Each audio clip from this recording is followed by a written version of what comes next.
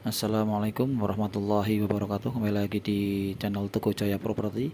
Kali ini kita akan mereview untuk proses oker ataupun dempul ya teman-teman ya. Kali ini kita akan melakukan dempul di bahan pintu ya. Ini bahannya bahan dempul atau oker ya. Ini 2 kilo ini harganya cuma 5.000. Nanti campur dengan air secukupnya. Nah ini seperti ini, kita akan melihat tukang untuk proses dikuas.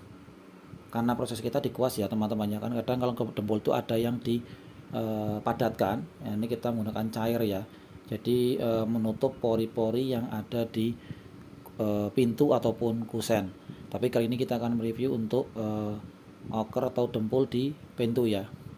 Fungsinya itu sama ya teman-teman ya, jadi menutup pori-pori ataupun nanti ada yang mungkin tidak rata, ataupun ini juga akan fungsinya banyak. Ini juga bisa untuk menghambat kerusakan ataupun kalau orang Jawa bilang itu rayap ya teman-teman ya, mungkin itu juga mempengaruhi ya. Jadi kita dengan adanya oker ataupun dempul ini akan menghambat ataupun melambat proses keroposnya kayu. Jadi bila teman-teman perhatikan, nah ini kalau ini kan proses pernis ya, beda dengan oker. Nah ini seperti ini, jadi ada yang menggunakan seperti plastik seperti ini yang bagian yang kasar ya, maksudnya dalam arti banyak yang legok ataupun lengkung ya. Nah ini meratakan dan menutup pori-pori ya. Posisinya kita akan melihat proses di pintu.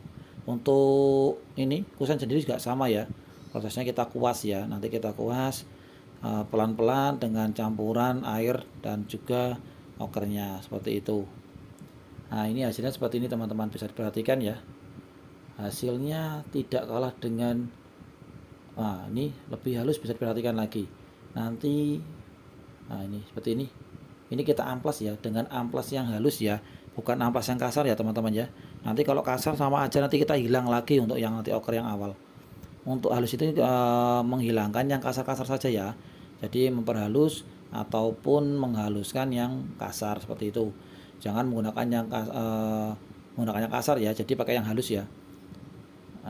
Dan itu juga harus pelan-pelan ya, tidak terus keras-keras, nanti akan membuat hilang untuk oker yang sudah dilempelkan. Nah ini kita menggunakan amplas halus, perlu diperhatikan mengamplasnya pelan-pelan ya, dengan perasaan ya, nanti akan dirasakan akan beda ya. Jadi ini hasilnya seperti ini teman-teman ya, nampak cantik dan nampak sangat rapi, tidak kelihatan yang awalnya mungkin kita ada legokan ataupun bolongan sekecil semut pun akan tertutup dengan adanya oker ini. Jadi bukannya kita terus seperti mengakali itu gimana, tidak. Jadi kita hanya untuk menghilangkan yang lubang-lubang kecil, karena tidak ada sempurna ya untuk pembuatan pintu ataupun yang lainnya. Jadi kita menutup itu dengan oker tersebut seperti itu teman-teman. Ini hasilnya ya teman-temannya, bisa diperhatikan lagi ya, sangat halus, sangat rapi, dan juga bisa menghemat saat pengecatan ya, yang biasanya tanpa oker tuh bisa 3-4 kali pengecatan teman-teman ya. Nah untuk pakai kita menggunakan oker itu bisa 1-2 kali teman-teman, tergantung kekentalan nanti waktu kita pengecatan seperti itu. Jadi oker itu banyak fungsinya teman-teman ya, jadi untuk supaya tidak boros di catnya juga bisa, terus juga untuk menghambat yang namanya keroposan ataupun kerusakan pada pintu ataupun yang berbahan kayu ya teman-teman ya. Sebenarnya oker itu bisa digunakan dengan tembok, cuman saya menginisiatifkan untuk menggunakan pintu ataupun bahan kayu itu. Kenapa tidak saya coba, dan hasilnya pun bagus, dan tidak terus kita dalam arti hasilnya seperti apa itu karena kita sudah mencoba dulu ya sebelumnya, jadi dia tidak melakukan percobaan, itu tidak. Bisa diperhatikan lagi. Nah ini Pak Tukang sedang melakukan dengan kuas ya, dengan tadi bahan oker tadi ataupun dempul tadi. Nah ini dengan yang kusen ya, tadi udah pintu, ini pintunya tadi kusen. Nah ini hasilnya sangat terang, sangat cerah, dan sangat rapi dan bersih. Jadi jangan khawatir teman-teman, karena kita sebelum untuk melakukan di perumahan kita itu sudah kita lakukan secara pribadi dulu sebelumnya. Jadi kita tidak asal mencoba ataupun mencoba untuk coba-coba itu tidak. Jadi kita sudah melakukan di pribadi kita dulu, baru kita terapkan di proyek seperti itu teman-teman ya.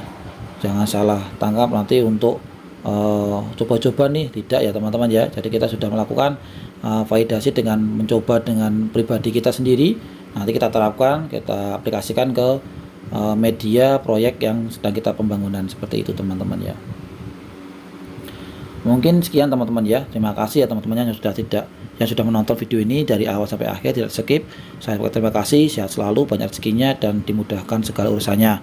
Jangan lupa di like, komen, dan subscribe, dan jangan lupa nyalakan lonceng notifikasinya agar teman-teman tidak ketinggalan dengan video-video terbaru dari Teguh Jaya Properti.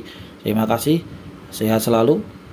Jangan lupa selalu menonton video-video terbaru dari Teguh Jaya Properti teman-teman ya. Sehat selalu, salam untuk keluarga. Wassalamualaikum warahmatullahi wabarakatuh.